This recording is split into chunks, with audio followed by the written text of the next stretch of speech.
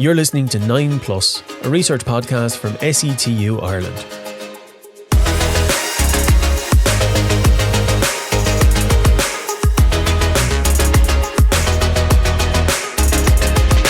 Welcome along to 9 Plus, a podcast that's about research at the South East Technological University. I'm your host, Rob O'Connor. I'm a lecturer in the Department of Computing and Mathematics, but the podcast is not tied to any one discipline. We're open to all areas.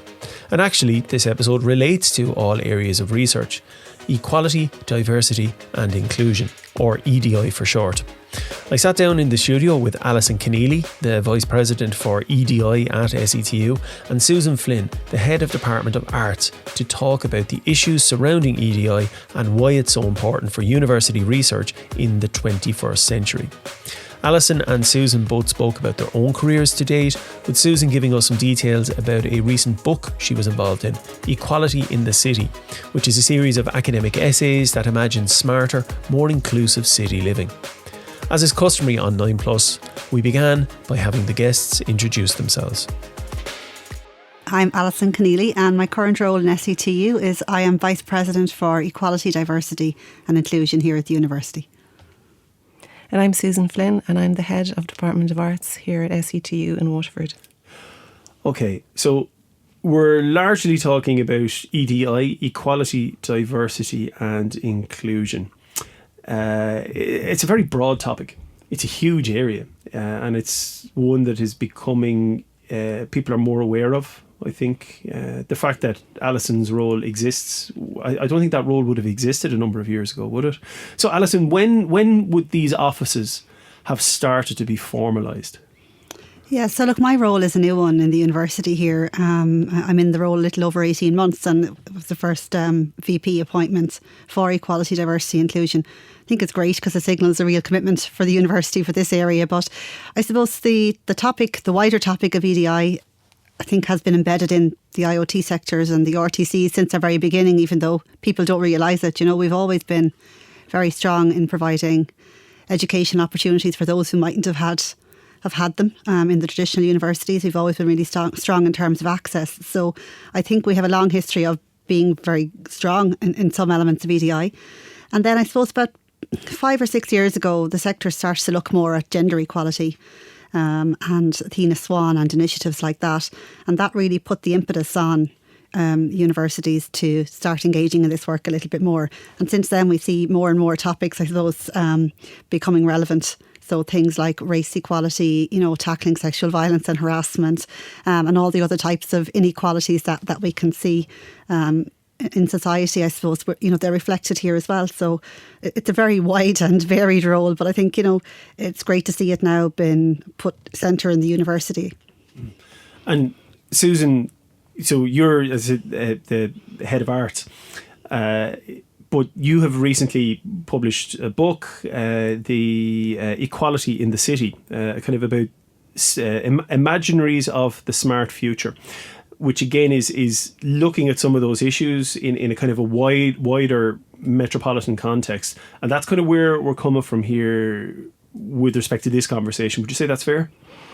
Yeah, I suppose my interest is the theory of equality studies, but that's a very interdisciplinary area. So it encompasses economics and sociology and law and, you know, a whole range of different aspects.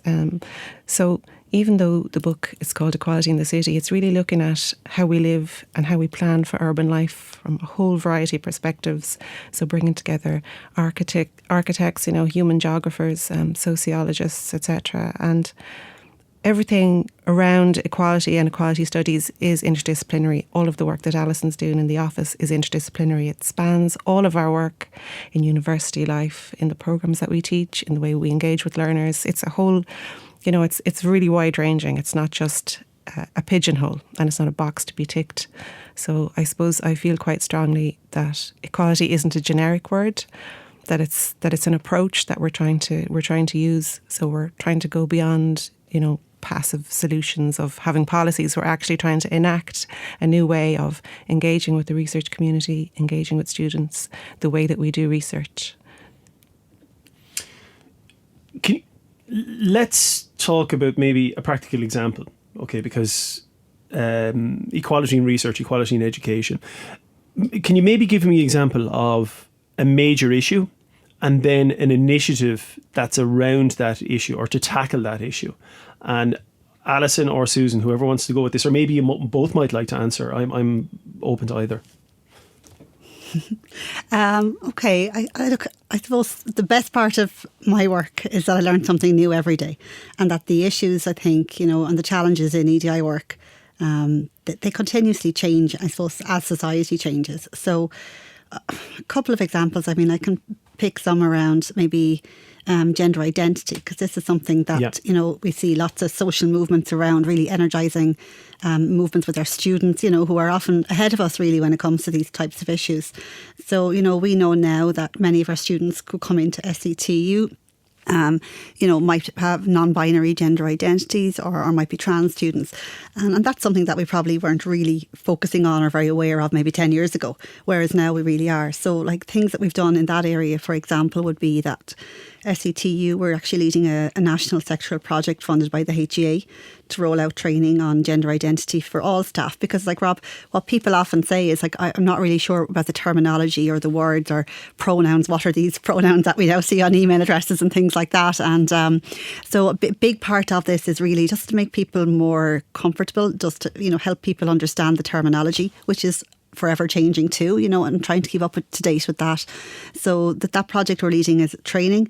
It's also, we've set up a national network. So we now have people from each of the partner universities who come together and just to try to share best practice in this area. And SETU also has a draft policy now that we hope we'll have approved soon. Again, just putting in place the good practice I think we already have in terms of trying to support students who want to change their gender identity, and indeed staff who want to do so too, So that's one practical example. There are many others. Well, I mean, I'd like to maybe just pull on that thread briefly because I mean, I've learned an awful lot about this over the last number of years. And again, I'm talking from a position of, look, I'm a white male of a certain age. So I'm grand, if you know what I mean. And when I view things through my own personal experiential lens, it's biased, and it is, and I have to accept that. That's not a bad thing. It's not saying that I'm a bad person or anyone else in that position is necessarily a bad person. It's just maybe haven't necessarily thought about things. And it was a training thing that I did a couple of years ago, or at some stage in the last while. Time has no meaning. Over the last couple of years, it's all a bit squished. About the pronouns on the likes of an email signature. And so as my wife says to me, like, I'm like a mountain man, kind of unkempt hair and unruly beard. So me putting he, him on an email signature is of no great nobody's going to be surprised by that. Nobody's going to say, I don't think there's an issue there about gender identity. But that's not really what it's about, though, is it? Allison, you're kind of nodding there. So when I put the likes of that on my email signature, it's not about me, is it? It generally isn't. So I know that, when I started in SETU, I put my pronouns on my email signature, and lots of people were coming up to me afterwards and saying, what's that about? Or I was talking to the lads in the office and they were all wondering, we were Googling afterwards what this was about. And I think that shows the power of doing something so simple, because it does, A, it starts a conversation, but B, it's also very important. Like, I was a head of department for a number of years, okay? And I suppose if you think about our learners, right, we have 18,000 students in SETU, and the research would say maybe approximately 1% and perhaps more of those students would be non-binary students.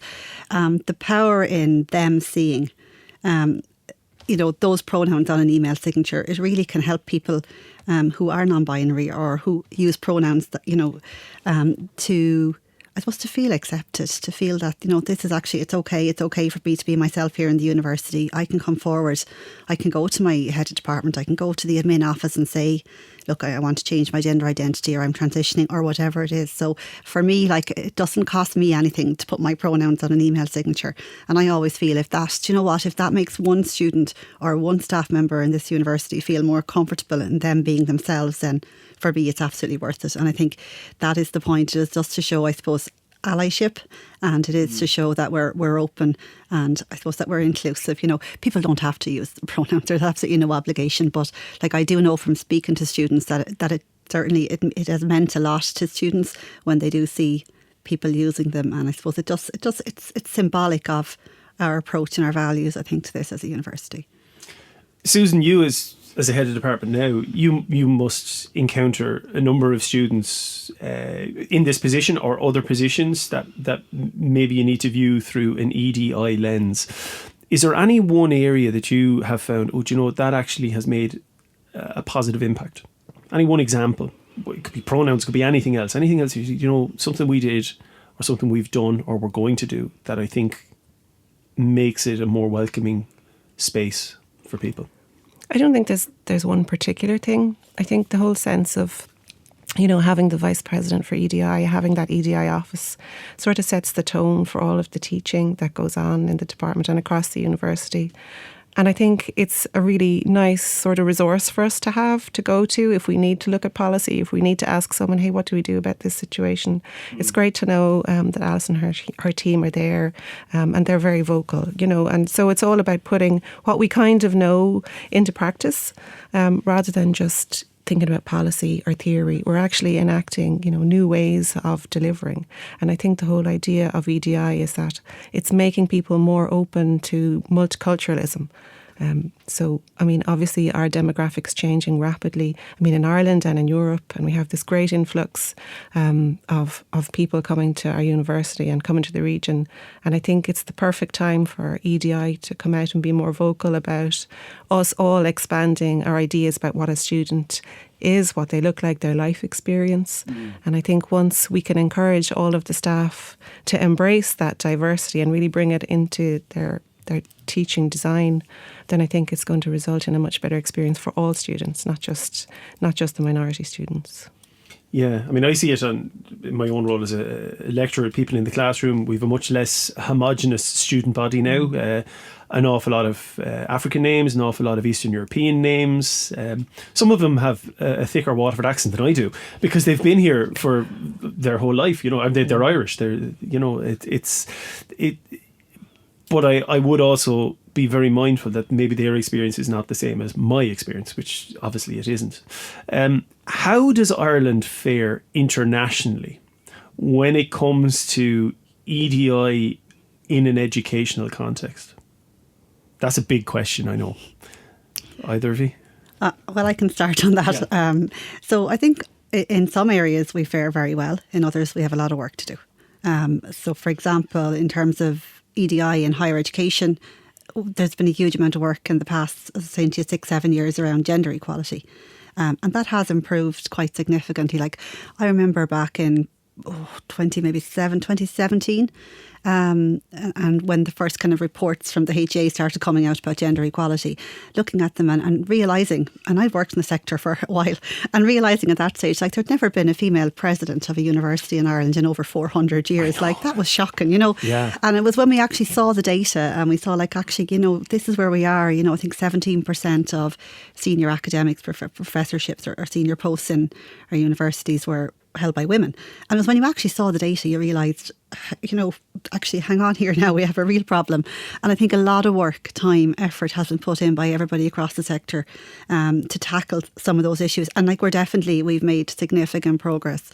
And I think that's really too welcome. So I think internationally, in terms of gender equality, we've done very well. A lot of our European colleagues and counterparts would look to Ireland for best practice in that area. But then there are other areas where we're only scratching the surface. So race equality, I think, and I know Susan will speak to this as well. So that's one area where, I suppose we lack data, we lack information. And I think it's great that the HEA are now starting to push more development in this area. So the survey that was done last year about race equality, and the findings, clearly indicated that race inequality is an issue in our universities. It's not surprising, but sometimes I think we can be in a bit of denial. We think, no, it's not, it's grand, everything's fine. But when we actually asked people, they found that race inequality was an issue, not in very obvious ways, not in deliberate ways. Sometimes it can be kind of microaggressions or, more subtle forms of discrimination that people encounter. So I think we have a lot of work to do. Other countries like the UK, the USA have done a lot more work around race equality than we would have. But again, I think like that's starting to change. Actually, Susan there is going to chair a subgroup of our EDI committee on race equality. And Susan might talk a little bit more about that. But I think, we do have to improve in that area. Susan, would you like to come in there? Yeah, so we're looking for people to come and join our Race Equality Forum, which is, as Alison said, I suppose a subcommittee, but we really just want to engage with learners and staff who are interested in representing their life experience if it's different to ours. We don't want, we don't want this committee to be about us. It's about the students and the learners and the staff who are affected by race inequality, really. But we're making progress. We have our first President's Scholarship PhD student who's just began, Sandra Nolan, examining race and EDI. So we're really positive that we can really enact some meaningful changes and grow our body of research around EDI. At the moment, I'm actually rolling out a module on structured PhD, which is called EDI for Transformative Research. And all of those researchers enrolled in that are really doing fantastic work across the whole spectrum in the humanities. So we're really optimistic for the future that we're going to make some big changes. So it's great. So there's a lot of work ongoing. And again, anyone interested in joining our committees, please get in touch. We'd be happy to hear from anyone. In my own area in computing, has a significant gender imbalance, and it's been like that for a number of times, heavily in favour of males. There's no good reason for this. It just seems to be something that has arisen, and I'm actually involved in a group called Ingenic, which is the Irish Network for Gender Equality in Computing, and I'm one of the representatives from SETU, as is Ciara Barrett from Carlow. And what's kind of interesting about it is that I'm one of the token males on the group, which is actually one of the reasons why I'm there. But I've found it a very eye-opening experience, and I'll give you a kind of really small example of maybe the kind of microaggression that Allison was referring to. I'd walk into a class and we might have, let's say 25 students in a lab, and there could be three females in there. But I'd go in, well, lads, and I now know that kind of language can be a turn off, even though in a Waterford context, lads is everyone. But anyway, I know that it can be a turn off, and I know that it's not that I would like to think of myself as not being sexist, but it's just unaware. So using kind of gender neutral terms like, well, folks, seems to be a better way, a more welcoming way. Does that make sense, Alison? You're kind of nodding at me, so please tell me I'm being a good lad. Yeah, no, that does make sense. And the fact that we're even having this conversation, and the fact that you're aware of that, shows how far we've come over a short period of time, I think. And when we talk, there are discipline areas where there are significant gender skews, and that can be either way. So we see male students reluctant to kind of go into the more caring or education professions. Sometimes female students then maybe less likely to go into the STEM areas and computing. And a lot of that is it's gendered.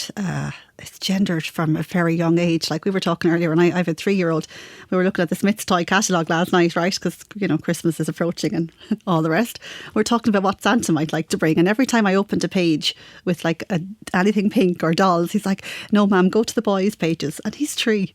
And I'm meant to be working in EDI. So I'm going what's going on here? So I think there's just such societal stereotyping going on from an incredibly young age that, unfortunately, it's still not the norm that, women will maybe necessarily go into the STEM areas. It has improved hugely. There's so much great work. I'm really familiar with the Ingenic group, and we see, when initiatives like Athena Swan, for example, when they get embedded into the departments, they can have really powerful change. We're not going to change society overnight. We're not suddenly going to have 50% female and male students. But I think just being aware of things that can turn students off, language, subtle things like that, not deliberate, but that can make a big difference. And we also, when we talk to female students, they say, I don't want to be the only girl in the class. Yeah. I want other females, other girls to be there around me. And it can even be something as simple as changing the title of a programme. So if engineering is kind of bioengineering, all of a sudden you're more likely to get more female students into it. So we don't have to reinvent the wheel. There's really good practice as well from other countries and other jurisdictions in terms of what they've done to try to encourage more people in. But, you know, like EDI, it is the work is reflective of society in general. And I think we have a long way to go with the gender stereotyping. Like it's still an issue. I want to talk to you about kind of EDI requirements on research and research funding, and we'll get to that in a moment. But I just kind of want to pull on something maybe first that you mentioned, Allison, about the lack of females in senior academic roles. And I did an interview with Veronica Campbell, president of SETU, there previously on 9+, and she said, you know, again, that like back in 2017 there had been no president of a university in Ireland that was female, which I was really surprised at. Whereas now, look, we're talking to two women in senior academic roles here at SETU. Can I just delve into your own professional backgrounds and just maybe find out a little bit about where you're coming from and kind of how you have ended up in the role that you are in now? So, sure, Susan, we'll start with yourself. So, Susan, let's go back maybe to kind of you going to college in the first place. What did you study? Where did you study? How did you choose that? I began in UCC with the BA in English and Sociology, and I actually went off to work and I taught in what was then the VECs, which are now ETBs, and I taught a range of learners from traveller women to learners with disabilities, physical and mental. I worked in youth reaches in the inner city in Sheriff Street.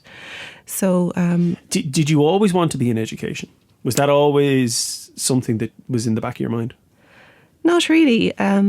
I suppose I loved English, and I discovered through teaching that I really loved people, and I really learned to teach from those learners, and I learned how to relate to people. So later, after having children, I did a master's in film studies and went back to work and found that I couldn't work because I realised that I knew so little after the master's. So I started my PhD in equality studies while pregnant with my fifth child, and in UCD in the Centre for Equality Studies. And I went to work there then, worked, studied, learned, and it changed my life. And equality studies has become my life. It's my life's work. And everything that I study and research and write is about equality and how we can bring it into people's lives, how it can be the way we live. It's a religion to me. I'm flabbergasted that you started a PhD whilst pregnant on your fifth child. So I'm not trying to. I'm blown away because I don't know how you found the time for it. How surely that informs the position that you're in now, as a working mother, working parent. That must impact the way that you view these things in a positive way. I mean. I suppose anyone who's a parent knows that your children will teach you more than anyone or anything else. And I'm really lucky. I have 5 children and 2 stepchildren, and I think together we all teach each other quite a lot. It does inform the way I live my life. I'm always trying to think about how we can make things better for those who come behind, rather than just make things cushy for ourselves. I do try to help and champion other working parents because I know how difficult it is. But I'm also very cautious that those people who don't have family commitments are also as, obliged to or should be obliged as much. I don't want to sort of give preferential treatment to parents because we all have commitments and needs. But I am aware of how tough it can be, obviously. Yeah. So I'm not trying to create a division or to create a kind of a one person versus another person or anything like that. But the lived experience, either whether staff member or student, it doesn't matter really, of somebody who's a parent and maybe has those kind of commitments and those burdens is the wrong word, but you know what I mean, that look, you might have to collect somebody from school, or you might have to drop somebody off at the creche, or maybe you can't afford a creche, or whatever that might be, and that's true whether somebody's a student or staff. Even when I remember 100,000 years ago when I was a student, there was a campaign for single mothers looking for childcare facilities for undergraduate students. I don't know if anything ever came of it, to be honest with you, because at the time I would have been completely blissfully unaware. The only reason I even knew it was going on was because there was a girl in my class who was heavily involved in the campaign because she had a child. I don't really have a point, but but I don't really have a point. But this is a conversation. So, but I think it's important to remember we're really privileged being employed in this sector, and we're relatively well paid compared to academics in other countries. So I think we're sheltered a lot from the realities that students with family responsibilities have. Maybe we forget a little bit what it's like to not be able to actually afford help when we need it. So I think it's important to bear that in mind too. We are really privileged to be in these roles, and we're lucky. Not everyone is so lucky. But also, by the same token, you've clearly worked hard for it. You don't do a PhD when you're pregnant for the crack. I don't think that would be. Well, I think the best the best incentive is to really love what you do, and I have always loved the interdisciplinarity of equality studies. Like, it's a huge field. People don't know that there is actually this disciplinary field, that there is a huge body of research, and Ireland is actually almost a global leader because we have some incredible academics in Ireland working in equality. So Allison and I are both really keen to harness that, Well, then the same question to you, Allison. Could you maybe take us through your own kind of professional journey? So how do you, okay, so you're now the VP for EDI here at SETU. That's a lot of acronyms there, by the way. It's okay. I didn't mean to do that. But how do you get to there? I mean, where does Allison Kenneally, leaving school, how do you end up where you are today? Oh, well, there's no grand plan. That's the first thing I'd say. So, I was one of these probably annoying people who always knew what I wanted to study. Not what I wanted to do, but what I wanted to study. And I think it's come back to what Susan was saying, is about doing what you love. So I always knew I wanted to study law. Law was for me, right? That was it. I remember as a young girl seeing Mary Robinson at the time, having her inauguration as the first female president of Ireland, and just been so inspired by her. And I was always really interested in law because of the power it had to create societal change. So that makes sense, and kind of where it intersected with that societal change and social justice. So I always knew I wanted to do law. So off I went to UCD, did my undergrad, I did a master's as well. So I did my law degree, and I did a master's in commercial law, actually. I'm not quite sure now why, what I did. So I had the degree and masters, and then I was one of these people. I was going to go to Australia. I was going to maybe work. I didn't know what I wanted to do. And a lecturing role in the Institute of Technology, Carlow, actually came up at the time, as it was then. So I started work in a legal practice. Wasn't loving it. A lot of bit paperwork and admin for me. So I decided I'd go for this AL role.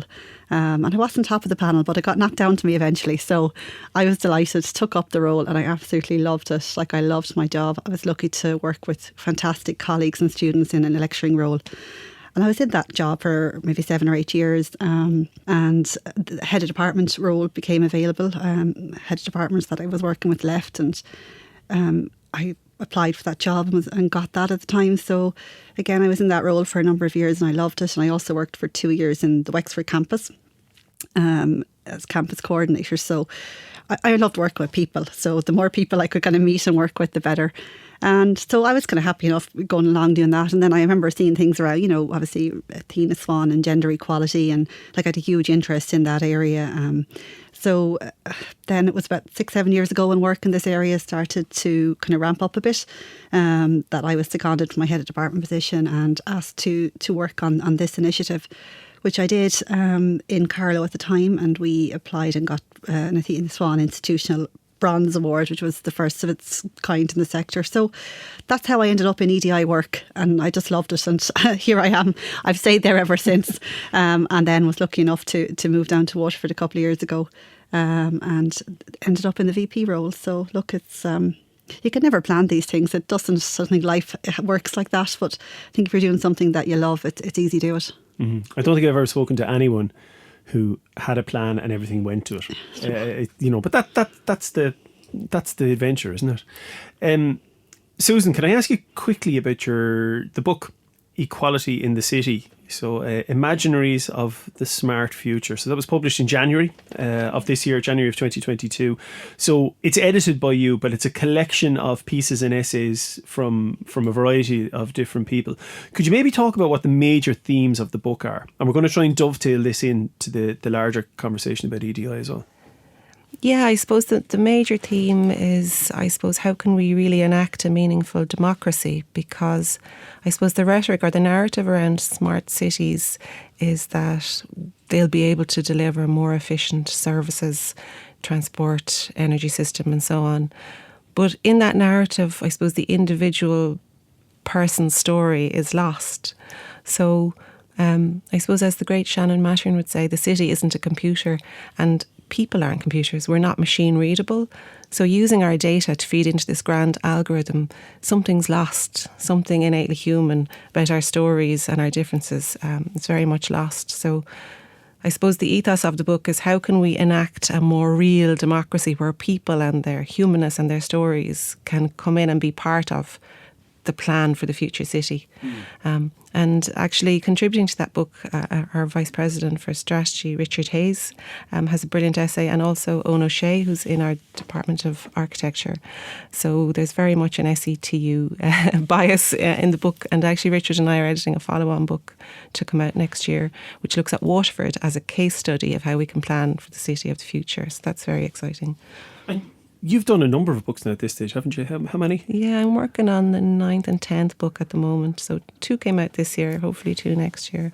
And am I right in saying that the Equality in the City book is available as an open access book? Yeah, that's an open access book through Knowledge Unlatched, which is a great platform. I think the open access, where possible, is great, because the whole idea is to share this knowledge and try and encourage other people to get involved, in similar research too. So when you say open access, that means that somebody can get an electronic copy of the book? Yeah, you can download it for free. Yeah, because there's a research area that I'm looking at, and I found a really interesting book that was published this year in June of 2022. I thought, deadly, this looks great, I'll buy it. And it's €200. And as you said, we're reasonably well paid, but I don't have €200 to drop on a book, and I don't have a research budget. I was going, wow. So, but I don't see who that serves, because let's say it's a very niche audience who might read this book. So I don't really know who is served by having such a huge price tag put on access to knowledge, essentially. Yeah, and it's kind of contrary to everything that we're trying to do with EDI, because really, knowledge is power, and we need to share that knowledge. So the other, I suppose, problem is the sort of knowledge that's out there being published quite often. It's legitimating a certain type of power, because the people who are educated are already privileged. So it's about democratising knowledge and democratising access.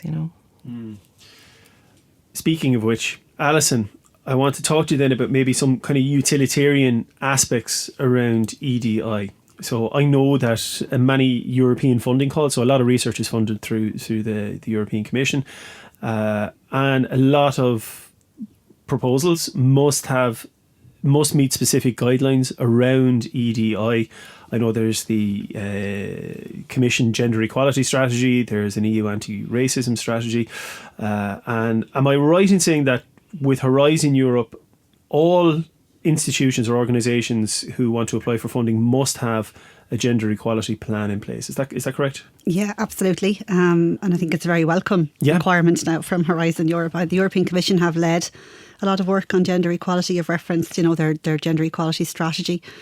So it is a requirement that all applicants, all partners, anyone involved in any application now for Horizon Europe funding must have a gender equality action plan in place.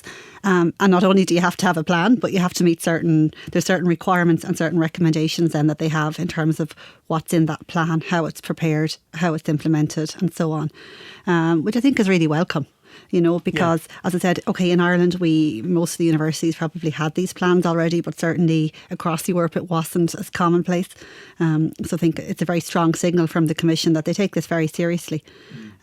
So that's definitely its requirement. And as you alluded to as well, in terms of the funding applications, they now expect consideration of the gender dimension. And indeed, I think the Commission have moved from a focus on gender equality in terms of, a very kind of a simple view to a much more intersectional view. So they've started to look at inclusive gender equality. Yeah. Okay, and there's an important difference. I think as well, the work in gender equality has moved from gender equality to inclusive gender equality.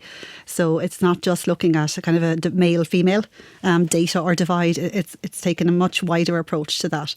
So, for example, if we're looking at data by gender, and we look at the percentage of women. Okay, we talked earlier on about the percentage of women who were in senior academic posts in Ireland. But if we then look to say, well, what are the percentage of ethnic minority women in these posts in Ireland? Well, there are none as far as I know. So when you actually break down, or what are the percentage of women with disabilities, or from the travelling community and so on. So the EU are taking a much more intersectional approach, an inclusive approach to their gender equality work, which is really good. So they expect people applying for research grants, research funding to include data on that, and on their approach to the research from a gender perspective. And they also expect to see, gender balance. For example, it's very basic stuff now. Gender balance in the teams that are applying, in terms of PIs, in terms of the team members and so on, like that. And that's not only a European requirement now, but we know there are requirements in SFI, the Health Research Board, IRC.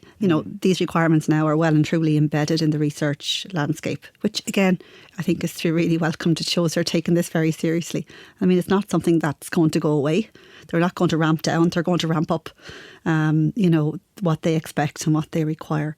So I think it's up to us as a university to, I suppose, and to me in my office and in the research office, I know they do lots of fantastic work on this. Susan is delivering a module on this to some of our research students. So I think it's up to us to rise to the challenge now, and to show, how we are really doing this in a real way. In a real way in our university, because sometimes I have a bugbear now about this, but sometimes EDI work can be seen as kind of almost performative. We have a day about something and then that's it, or we have an event and then but to me it's about what's behind that event. It has to be credible, it has to be real what we're doing. It has to have an impact, and otherwise, kind of what's the point? So I think it's great that all these requirements are now there, and it does put the onus on us to now rise up and meet them. And when I talk to people across the university, people want to do this. People are really up for the challenge, which I think is great to see. So if I put a cynical hat on for a moment, right, I could say this is all just tokenism.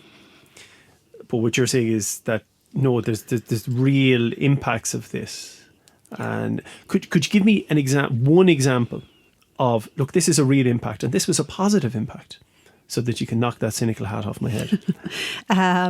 Yeah, I can. I'll give you one example of some work we're doing at the moment, which is we've piloted and we're rolling out a programme in the EDI office on tackling sexual violence and harassment, right?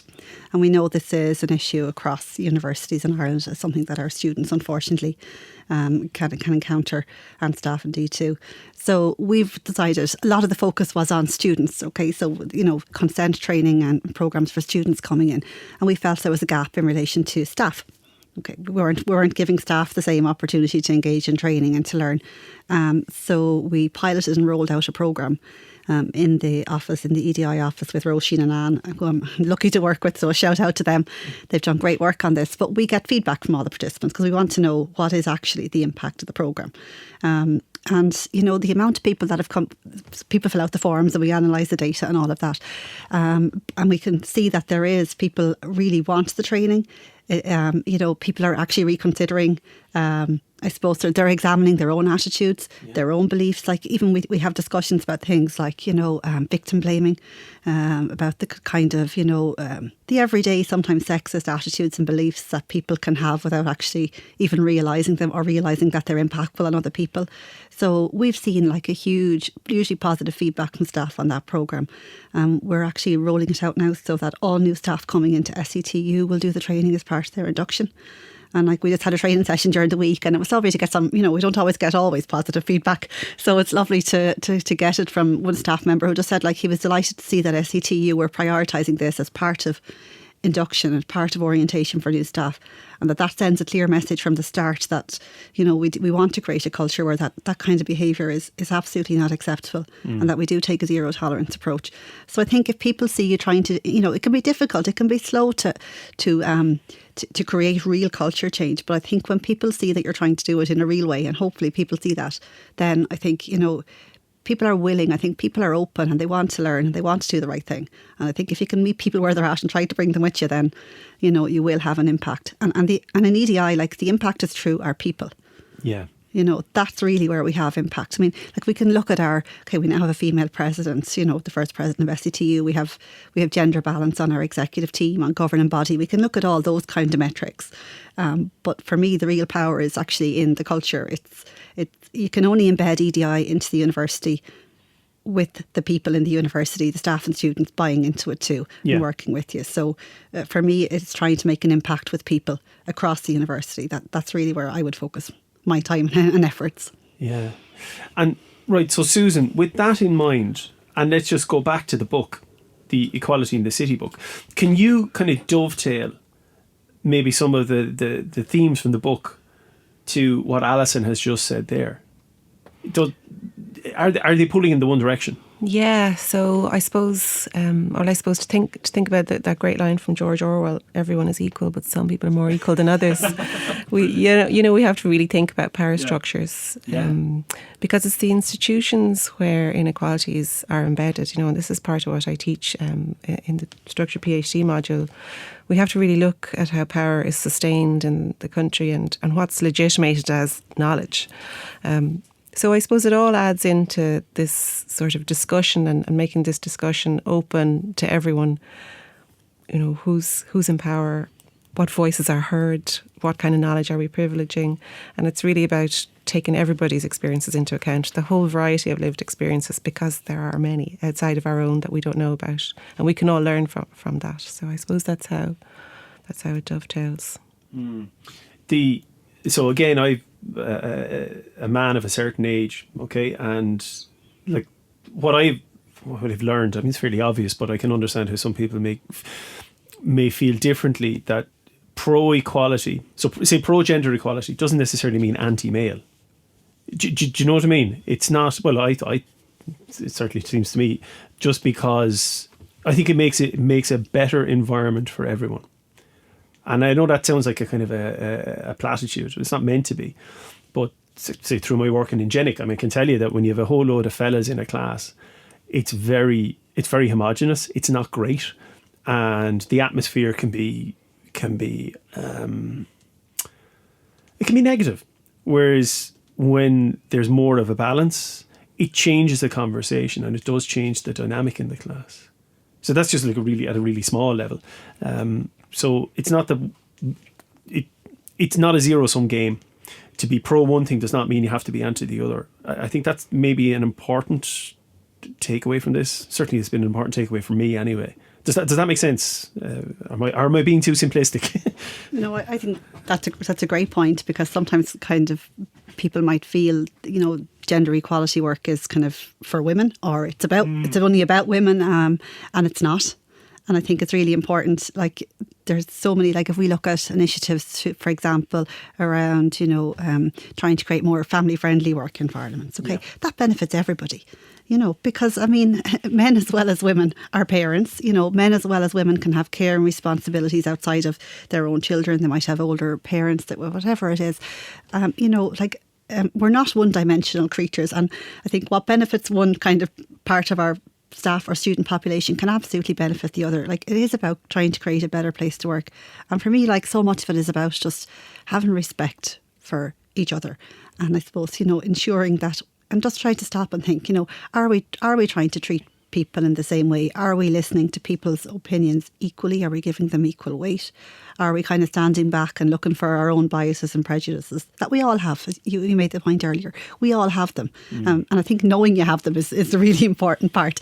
And then trying to look at things through that lens to make sure that you're countering those wherever possible in your work, you know. I have one last question for you, and then I'll let you go. It's the same question I've asked everyone who's appeared in this podcast. Is, imagine somebody was listening to this, they were thinking about getting into research, thinking about taking on a postgrad, thinking about something. If you could give one bit of advice to somebody who's thinking about getting into research, what would that be? Susan, we'll start with yourself. Oh, my piece of advice would be that it's never too late.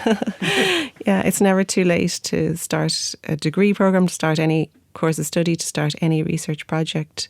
And my other piece of advice, if I may, is that really you should be in the Department of Arts doing it, because we're actually the best department in the university. We're actually world class. You laugh, but it's true. We have a world class staff of, internationally renowned people delivering incredible content.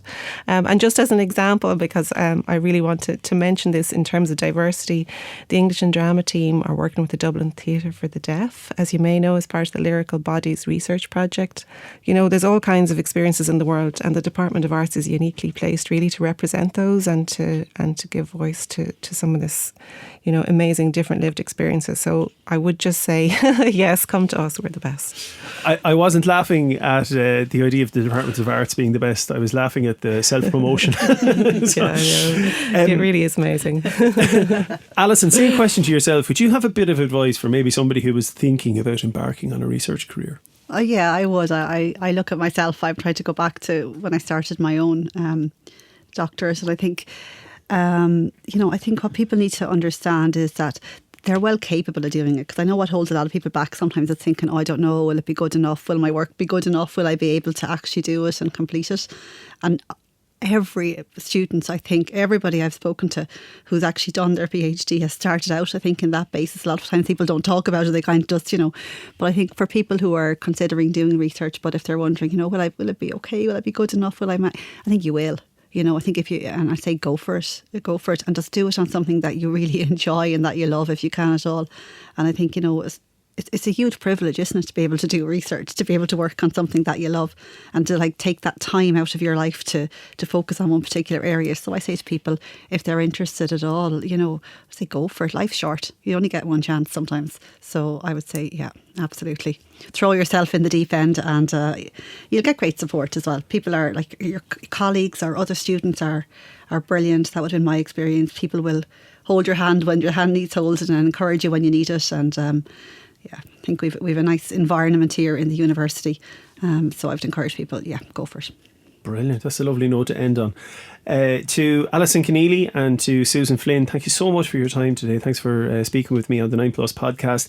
If somebody wants to find out more about you or the work that you do, I know you have profiles up on the SETU website. You can find you there, and we were talking about social media earlier and the tyranny of it. We had a cup of coffee beforehand, so you can find everyone there. Folks, thank you so much. Thanks, Rob. Thanks, Rob.